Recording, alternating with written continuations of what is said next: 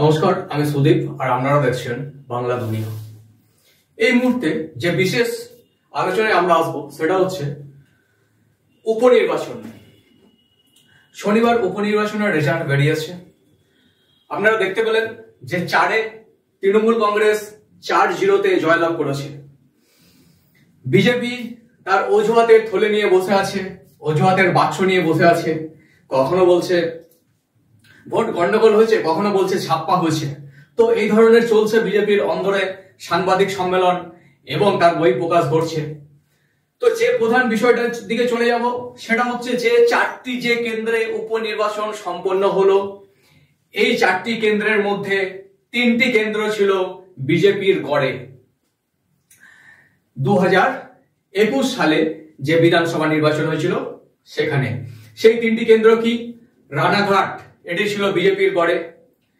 বাগদা, যেটা মতুয়া অধ্যুষিত অঞ্চল, এটি ছিল বিজেপির গড়ে। এবং হচ্ছে রায়গঞ্জ, এটিও ছিল বিজেপির গড়ে। সো এই 3টি কেন্দ্র, 4টির মধ্যে 3টি কেন্দ্র বিজেপির গড়ে ছিল। এই 3টি কেন্দ্র তৃণমূল বিজেপির কাছ থেকে ছিনিয়ে নিল। এবং আরেকটি কেন্দ্র যেটা হচ্ছে মানিকতলা, সেটা অলরেডি তৃণমূলেরই ছিল। সুতরাং এই যে বিজেপির ভরাডুবি, এই বিজেপির ভরাডুবির হিসেবে কি কারণ সেটা আমরা পরে আসছি। কিন্তু তার আগে দেখা যাক যে এই যে 4টে কেন্দ্রে তৃণমূল কংগ্রেস জিতলো, এই যে তার পার্সেন্টেজ কোথায় কিরকম। প্রথমত হচ্ছে রানাঘাট। রানাঘাটে যেখানে বিজেপি 36,000 ভোটে জিতেছিল 2021 সালে, কিন্তু সেই কেন্দ্রে তৃণমূল কংগ্রেস এবারের প্রার্থী মুকুটমণি অধিকারী তিনি 60,000 ভোটে জিতলেন। কেন্দ্র হচ্ছে রানাঘাট দক্ষিণ। এরপর হচ্ছে বাগদা, যেটা মথুয়া অধ্যুষিত অঞ্চল, সেখানে এটি ছিল বিজেপির দখলে এবং 2021 সালে বিজেপি ক্যান্ডিডেট জিতেছিল 20,000 ভোটে। কিন্তু সেই বাগদা অধ্যুষিত অঞ্চল, সেখানে সব থেকে কনিষ্ঠ প্রার্থী মধুপর্ণা, মাত্র 25 বছর বয়সের একটি মেয়ে, তিনি 30,000 ভোটে জিতেছেন এই উপনির্বাচনে। এরপর হচ্ছে রায়গঞ্জ, যেটি 2021 সালে বিজেপি জিতেছিল 46,000 ভোটে। সেখানে এই উপনির্বাচনে কৃষ্ণ কল্যাণী তিনি 50,000 ভোটে এখানে জয়লাভ করেছেন। এবং আরেকটি কেন্দ্র মানিকতলা, সেখানে তৃণমূল কংগ্রেস এর প্রার্থী সুপ্তি তিনি 45,000 ভোটে জিতেছেন। সুতরাং এই যে বিজেপির ভরাডুবি, এই ভরাডুবির কারণ কি?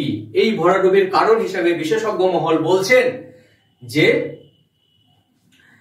2024-এর যে লোকসভা ইলেকশন, সেই লোকসভা ইলেকশনে রাজ্যে বিজেপি আশানুরূপ ফল করতে পারেনি। এটি হচ্ছে প্রধান কারণ। এবং দ্বিতীয় কারণ হিসেবে উঠে আসছে যে তৃণমূল কংগ্রেস নেত্রী মমতা বন্দ্যোপাধ্যায় তিনি অনেক লোকসভা ইলেকশনের পরে অনেক বেশি প্রশাসনিক বৈঠক করেছেন বিভিন্ন জেলায়। এটি হচ্ছে দ্বিতীয় কারণ। এই দুটি কারণ এর উঠে আসছে বিজেপির ভরাডুবি এবং তৃণমূলের জয় জয়কার।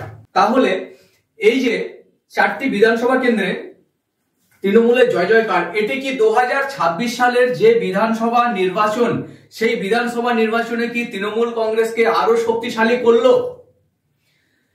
এবং বিশেষজ্ঞ মহলের ধারণা, তারা বলছেন হ্যাঁ, অবশ্যই 2026 সালের জন্য তৃণমূল কংগ্রেস এর মাটি অনেক বেশি শক্তিশালী হলো এই উপনির্বাচনের জন্য।